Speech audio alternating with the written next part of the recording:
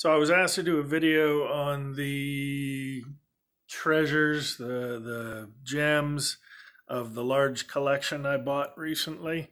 I'm going to do this horribly lit shot so I can set it up for you so you can see where I am. These are the 12 long boxes I will be getting rid of. And it's 12 long boxes and about half a short box, although I'm likely going to add more books to the short box in the near future. If there's anything you're looking for and you'd like to take a long box off my hands, let me know, because that's like 90% Marvel and DC with a few independent books thrown in. There's Hulk, there's Avengers, there's Star Wars. There's about half a box of Star Wars books. There's G.I. Joe, though it's not the Marvel run. Just a bunch of books that I don't read and don't have a commitment to collecting. I did go through all that for Major Keys. So if you're hearing Hulk and going, oh, there's Major Keys in Hulk I'm looking for. Well, I pulled the Major Keys. The first appearance of Thunderbolt, well, they're in there. I'll show you in a minute. So the Major Keys aren't in there, but I did leave some minor keys. So there's a lot of little stuff still in there, books that are still worth their cover price a little bit more, that I didn't keep because they're not books that I particularly care about, and I'm trying to leave some value in those boxes. Here's the stuff I'm holding on to. Yeah, it's actually more. I believe that's, let's see, that's 8 plus 6, 14, 15 and a half long boxes. Although I'm going to go through that again and pull a few things over to there just to continue adding value to that stuff because there's a plan in place. So what I did was I went through all of it to pull major keys and minor keys that I cared about. And so that filled up, you may have seen the picture. The picture's I put a picture on my Facebook page of the two short boxes. It's these two short boxes. And they're each about 3/4 of the way full. And so initially I was putting major and minor keys in those boxes. And eventually I switched over so that the minor keys wound up in there. And these are all major keys. So as I'm going through this stack, I was asked, hey, can you show us the gems? And I will. But you'll see as I'm going through it, there are some minor keys in there.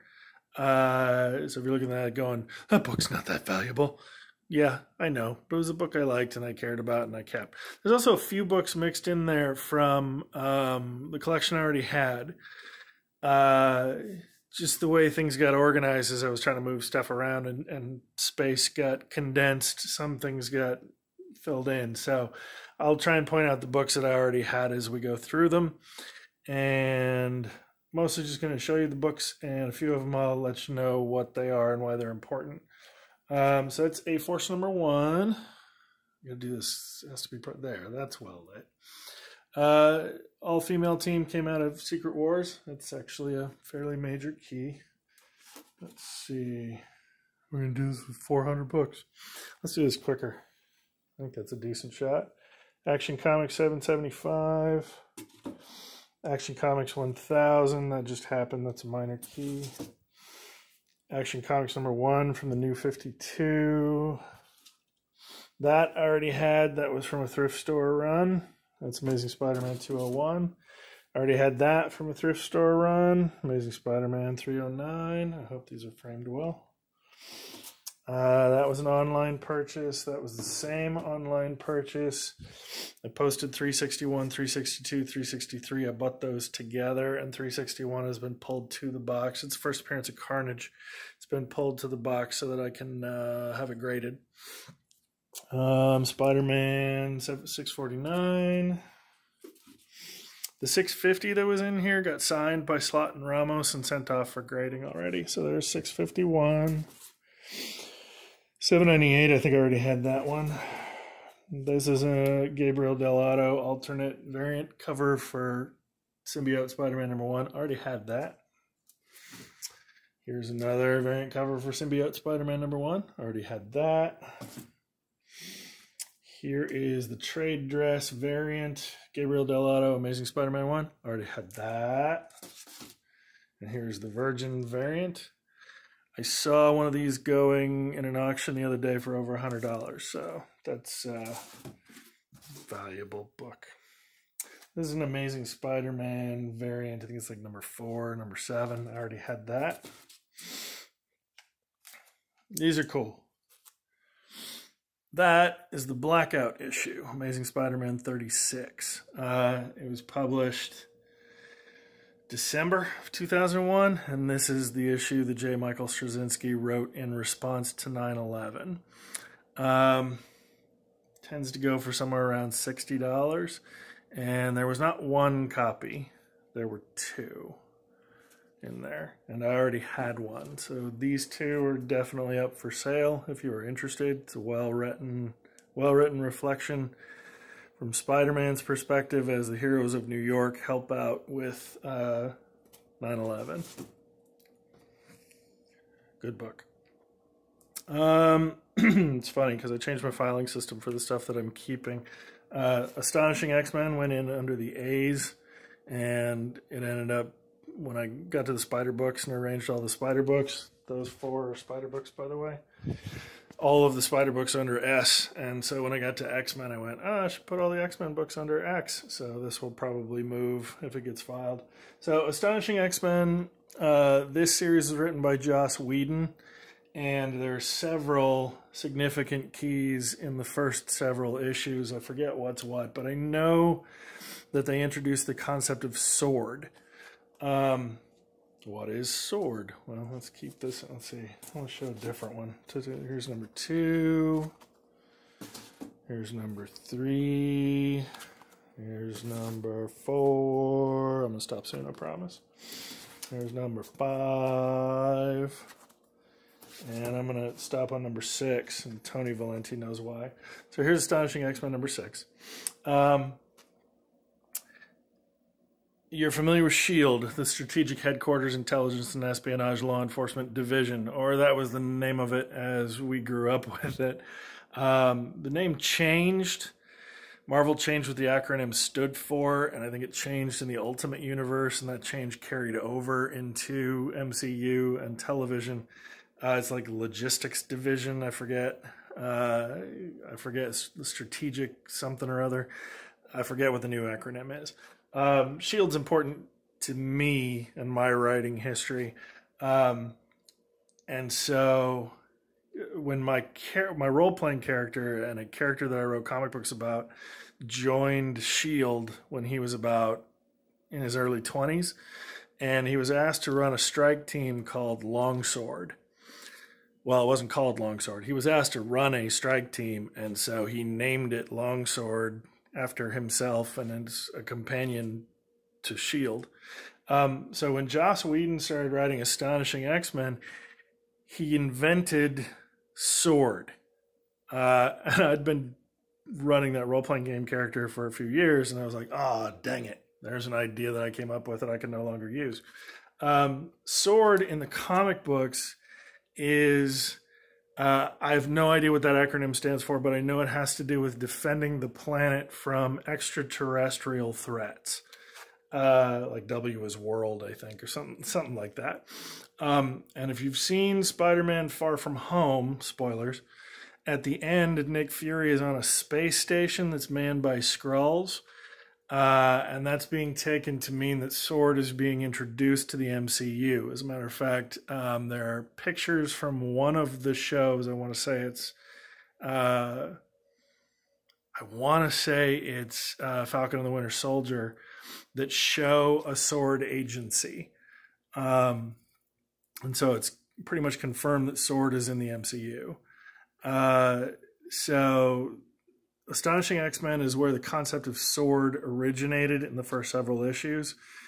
It's name-checked, then it's introduced, then a couple of agents show up, and that's why the early Astonishing X-Men are considered keys. 7, 8, pretty sure I kept the first 10, because like 4 or 5 of them are key. 10, yep. I keep number ones just for fun. Sometimes number ones are valuable because they're worth a couple bucks for the introduction of a new team. Often they're not, because concepts are introduced in other books, and then they get their own books to see if they can make money. So like the first appearance of Blade, for instance, is Tomb of Dracula number 10, and he doesn't get his own book for a while. First appearance of Moon Knight is Werewolf by Night number 32, doesn't get his own book for a while. Werewolf by Night 32 tends to go for $700, $800 or more. Moon Knight number 1 tends to go for $25 to $50, even though there's a show incoming. So this is the Avengers number 1. Mark Waid's run, and I kept it because it's a number 1, because of the team composure, and because I think this is an Alex Ross cover. I'd have to check and make sure, but it's not 1962's Avengers number 1, which is the team versus Loki, etc. This is a number 1 run from somewhere in the 2000s, because the publishing industry is interesting. It's like volume 3 or 4, somewhere around there. It's number 6 of that run, which is an homage to the Vision's first appearance in the 60s. I forget what number that is. It might be 55. That is the issue of Avengers where Stark wields the Infinity Gauntlet. It is number 12 by Brian Michael Bendis. Batman 608. That's the first chapter of Hush. Batman 609, Jeff Loeb, Jim Lee. I have another copy of this that's signed. You may have seen that before. Batman 612. So I got more copies of the entire run of Hush, several of which are key, some of which are not. Batman 614. Batman 700 by Grant Morrison, Tony Daniel, David Finch, Andy Kubert, Frank Quitely. I've not read this. I'm looking forward to reading that. I kept some stuff just because I wanted to read it, actually. Batman number 1 by Scott Snyder. This one graded. I saw go for a decent chunk of money recently. This is the new 52 run, which is from 2011. This is Batman number 1 from the Rebirth run, which is 2016. And that's the current run by Tom King. Actually, Tom King left the book with number 85, and this month's the one that just came out is number 89 with the first appearance of Punchline, the Joker's new girlfriend. I went to my local comic shop today to see if I could find one, but it's sold out. Batman number 2, first appearance of Gotham Girl. Not kidding. Batman and Robin number 1. This is Grant Morrison's run from 2009. That is not Dick Grayson. It's not Tim Drake. It is Damian Wayne, which is Bruce Wayne's son by Talia al Ghul. Batman and Robin 33, which is a minor key. The Killing Joke. This is one of my favorite books and definitely my favorite Joker story. You can tell the printing of The Killing Joke by the color of the print of the title. Orange, I don't remember what number it is. I want to say it's 5th. I have a first print copy. The print is green, and it is in the stack to go get graded. So that was cool. Black Panther, that's a minor key. There's another Black Panther. This is the wedding of Black Panther and Storm. Blade number 1 from the 90s. Some of these I'm not going to remember just because I use an app called Key Collector, which will tell me, this one's key. Grab that because it sells for this. And I'll be like, oh, okay, I wouldn't have recognized it anyway. It's Cable. I want to say that's a full appearance of Hope Summers, but I'm not positive. Which I want to say is Cable's daughter, but I've never really read Cable. So this is one that Key Collector said was valuable and I kept. This run's fun. They've already done movies with it. Out of Time Part 6 is Captain America number 6 by Ed Brubaker. And that run will become obvious to you in a minute why these are worth money. Number 8, Winter Soldier Part 1.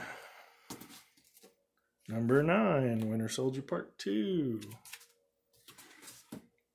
Number 10, The Winter Soldier Part 3, and the first full appearance of the Winter Soldier. And there is the cover appearance of the Winter Soldier. Actually, that's Part 3. So one of those is out of the story. But yeah, this is the story and the iteration of Bucky. Bucky stayed dead for like 70 years. He was the one person other than Uncle Ben that comics readers thought would never come back to life. And Brubaker did the Winter Soldier story, and then it was adapted into the second Captain America movie. And you can see that the movie adaptation is very similar to the way he was designed in the comic books. I was excited to get these. There's Winter Soldier Part 5, number 13. Number 14, which has some homage to the original covers. There's number 25, The Death of Captain America. Variant cover of number 25. Now, Marvel numbering gets screwy, is what I was going to say. Because even though that run is in the low teens, it's from the 2000s. So Captain America ran up to like 500 and something, and then they started over because they started doing new volumes with new writers. But in the background, they still maintain the numbering system. So they've got a couple of numbering systems out there. So this is Captain America 600, which comes after number 25, but before number 34. Might not. I might have the numbering wrong, but it definitely becomes before All New Captain America number 1, which you'll see is the Falcon in the Captain America gear. And that is before Captain America number 25 by Remender, who is the new Captain America. And these are the books that it looks like Falcon and the Winter Soldier is going to pull off of. Because you've got Falcon, you've got Winter Soldier, and you've also got the U.S. agent, John Walker. And he's been in the preview, so we know they're adapting that story. Captain Britain and MI-13. A Carnage story called It's a Wonderful Life. Apparently this one is scarce. Found that out according to Key Collector. Now this run I was excited to get. There's only one book in this group that I was hoping to get, but that wasn't here. This is Dark Days, the Casting, which is the first full appearance of the Batman Who Laughs, and a prelude to Dark Knight's Metal, or just Metal is the name of the story.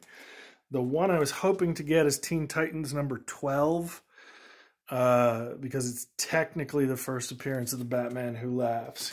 He's on the cover too. Oh, we'll come back to those. Here's Dark Avengers number 1. My daughter went, "What's Dark Avengers?" Well, Norman Osborn took the Green Goblin. He took control of S.H.I.E.L.D. and started an organization called Hammer. I haven't read these, by the way. But then he hired super criminals to pose as the Avengers. So that's Moonstone, I think, is Captain Marvel. And Bullseye, you may remember from the Daredevil series, is Hawkeye. It's not Clint Barton, it's Bullseye. And so this is the first issue of that run. There we go, back to Dark Knights and Metal. The Dark Knights series is the dark multiverse of DC, which is a cool idea. And there were 7. The Batman Who Laughs is one of the 7 Dark Knights who came from the Dark Multiverse to invade Earth Prime, or Earth. DC's organization gets confusing to me.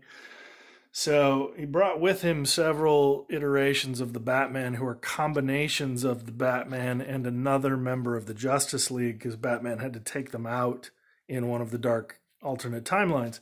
So this is Batman the Red Death, which is Batman Flash.